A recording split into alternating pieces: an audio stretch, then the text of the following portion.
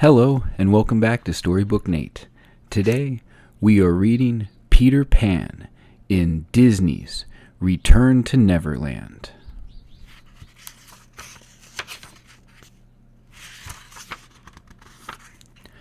Once upon a time, a girl named Wendy met a magical boy named Peter Pan. He took her to a wondrous place called Neverland, where no one ever grows up. When Wendy returned home, she promised, "I'll always believe in you, Peter Pan." Years passed. Wendy grew up, but she never forgot her promise. Every night, Wendy told her two children stories about Peter Pan, the lost boys, and a tiny fairy named Tinker Bell. Wendy's daughter, a serious 12-year-old named Jane, had no use for make-believe, but her brother Danny loved hearing the stories again and again, especially the one about Captain Hook and the treasure. Captain Hook and his men stole treasure from other ships. They kept their loot on their ship, the Jolly Roger. One night, Peter Pan and the Lost Boys slipped aboard the Jolly Roger and stole Hook's treasure. It was all just a great game for Peter. Peter and Hook had a long, fierce sword fight. Eventually, Peter and the boys escaped with the treasure. Then, Tinker Bell showered the pirate ship with pixie dust, which made the Jolly Roger float off into the sky. "You've not seen the end of me, Peter Pan. I'll get you for this if it's the last thing I do," Captain Hook shouted as he drifted away. "Hook will never win, as long as there is faith, trust, and pixie dust," Wendy said as she ended her story for the night. Danny was delighted, but not Jane. She thought it was all just childish nonsense. "Peter Pan isn't real, and people don't fly." "They do too," cried Danny. "Oh, Daniel, grow up," Jane said and went to her room.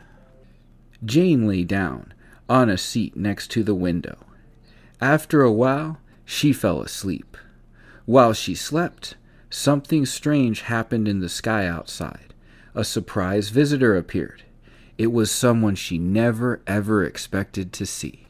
Jane awoke to see Captain Hook standing next to her.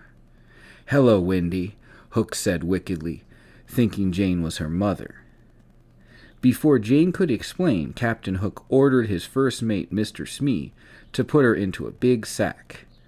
"My apologies, miss," Smee said as he tied the sack. Hook and Smee took Jane aboard the Jolly Roger and headed back to Neverland. Hook had a plan to trap Peter Pan once and for all. "With Wendy as bait, we shall lure Peter Pan to his doom," Hook bragged to Smee. As luck would have it, just as the pirate ship arrived in Neverland, Peter Pan and Tinker Bell appeared. Hook's men fired a cannonball at Peter. Of course, they missed. So Hook pointed to the hanging sack. He boasted that he had captured Wendy and planned to feed her to the octopus that lurked in the water below. "Let her go, you black-hearted scoundrel," commanded Peter as he and Hook began a sword fight. "You want her? Ha! Well, go and get her," Hook shouted. Captain Hook raised his sword and cut the rope holding the sack. To Peter's horror, the sack dropped into the water. Bravely, Peter dived into the water to save his friend. Tinker Bell followed close behind. Peter might need her help. Captain Hook and the pirates peered eagerly over the side of the ship. After a short while, Peter's hat bobbed up to the surface. Minutes later, when Peter didn't appear, Captain Hook shouted triumphantly, "I did it! I did it! I'm free! Free of Peter Pan forever!" But Hook's cheering was cut short. Out of the water rose Peter Pan and Tinker Bell. Peter flew away with the sack in his arms. Tinker Bell sprinkled pixie dust onto the giant octopus, causing it to rise high above the Jolly Roger. Then Tinker Bell abruptly stopped sprinkling pixie dust. The octopus landed on top of Captain Hook with a loud crash. Hook yowled as the beast started to pull him over the side of the ship. The hungry octopus was very happy to have caught a Captain Hook dinner, but the captain wasn't so happy about being dinner. "Smee!" Hook yelled. Smee grabbed Captain Hook's hand. Smee and the octopus pulled and pulled in opposite directions. Finally, with a mighty yank, Smee wrenched the captain out of the octopus's arms. The two pirates flew through the air and fell into the cargo hold. Smee had saved Hook, but the captain wasn't the least bit grateful. "Mr. Smee, be a good fellow, and fix the plank, please," Hook growled, "so I can make you walk it." Meanwhile, Peter and Tinker Bell flew to safety. Peter gently placed the sack on the ground and began to untie it. He couldn't wait to see his old friend, Windy. But when Peter opened the sack, pow! Thinking she was still a prisoner of the pirates, Jane had let loose a terrific punch. "Ow, you're sure not Windy," Peter said, rubbing his jaw. Just then Hook fired a cannonball at them. Peter flew off with Jane in his arms. "If you're not Windy, who are you?" Peter asked. "I'm her daughter, Jane," the girl replied. As they flew over Neverland, Jane was amazed at all the sights below her. Suddenly, Peter stopped flying and dropped Jane into a hollow tree trunk. She slid down a very long chute. Jane landed at the bottom of the underground treehouse where Peter lived with the Lost Boys. Nibs, Slightly, the twins, Cubby, and Toodles dropped down from the ceiling to greet her. "This is Jane," Peter told the boys. "She's gonna stay here and be our new mother and tell us stories." The Lost Boys gathered around Jane excitedly, but Tinker Bell wasn't so pleased. She wanted Jane to go home. Tinker Bell didn't want to share Peter Pan's attention. "Let's play a game," said Nibs. "How about treasure hunt?" Peter suggested. But Jane didn't want to play. "No, no, no, no, no, no," Jane shouted. "I have to go home," Jane told them and stomped off. "What's the matter with her?" asked Cubby. Peter scratched his chin and thought hard. "I don't know," he said. "She acts kind of like a grown-up." "Ew," said the Lost Boys. Peter followed Jane and soon found her building a raft so that she could sail home. He watched as Jane pushed her raft into the water and jumped on board, but she didn't get far. Almost immediately, the raft began to break up and sink. Jane fell into the water with a big splash. When he saw she was in trouble, Peter flew out to save Jane. "The only way out of here is to fly," Peter explained, and then he set her down on top of a ledge. "Anybody can do it," Peter assured her. All it took was faith, trust, and pixie dust. But Jane refused to believe she could fly, so Tinker Bell sprinkled some pixie dust on the Lost Boys, and they glided in the air around her to show her how it worked. Then Peter asked Tinker Bell to sprinkle Jane with pixie dust too, but Tinker Bell didn't want to do anything to help Jane. She thought that Peter liked Jane too much.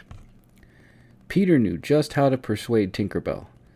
"Gosh, if Jane can't fly home, I guess she'll have to move in with us," he whispered to the tiny little fairy. Tinker Bell didn't like that idea at all, so she sprinkled Jane with lots of pixie dust, but all the dust just made Jane sneeze. Now, Peter was sure that Jane could fly, so he nudged her off the ledge, but Jane didn't have the faith and trust she needed to fly. "Ah!" Jane cried as she fell. The Lost Boys tried to catch her, but they missed. Jane landed in the soft ground with a thud.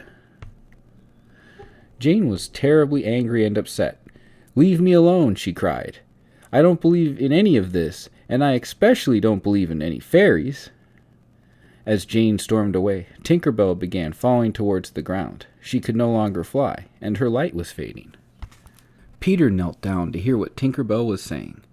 A worried Peter told the Lost Boys, "If we don't get Jane to believe in fairies, Tink's light's going to go out." The group sped off to find Jane. Meanwhile, Jane came upon Captain Hook, who was weeping miserably. He told her that Peter Pan had stolen his treasure, but Hook needed it to sail home to his mother. Captain Hook promised to take Jane home if she helped him find the treasure. Jane agreed, and he gave her a whistle to signal him when she found the treasure. Jane didn't know it, but she had been tricked into Captain Hook's plan to capture Peter Pan. Soon, Jane met up with Peter and the Lost Boys. "Jane, I'm awfully sorry," Peter said. "We want to do something to make it up to you. We want you to feel like you're one of us." "Well," Jane said, "why don't we play treasure hunt?" "That's a great idea," said Peter, "but you'll have to think like a lost boy and have fun like a lost boy." Jane couldn't remember the last time she had so much fun. Eventually, Jane discovered the treasure. Then she remembered Hook's whistle. Jane realized that she didn't want to betray her new friends, so she threw the whistle away. Unfortunately, Toodles saw the shiny whistle, picked it up, and blew it loudly. "No, wait, no!" Jane cried out, but it was too late. Captain Hook and the pirates heard the whistle, and in no time captured Peter and the Lost Boys. Hook thanked Jane. "I couldn't have done it without you," he told her. "You're a traitor, Jane!" Peter shouted angrily. "And because you don't believe in fairies, Tink's light is going out." Hook took Peter and the Lost Boys back to his ship. This time, he wasn't going to let Peter get away. Jane needed Tinker Bell's help, but she found the tiny fairy very weak. Jane started to cry. "I'm so sorry," she said, because she did believe in fairies. Then something magical happened.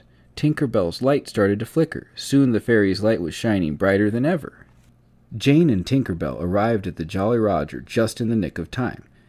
They easily outwitted Hook, especially when Tinker Bell sprinkled Jane with pixie dust and Jane flew away before Hook could capture her.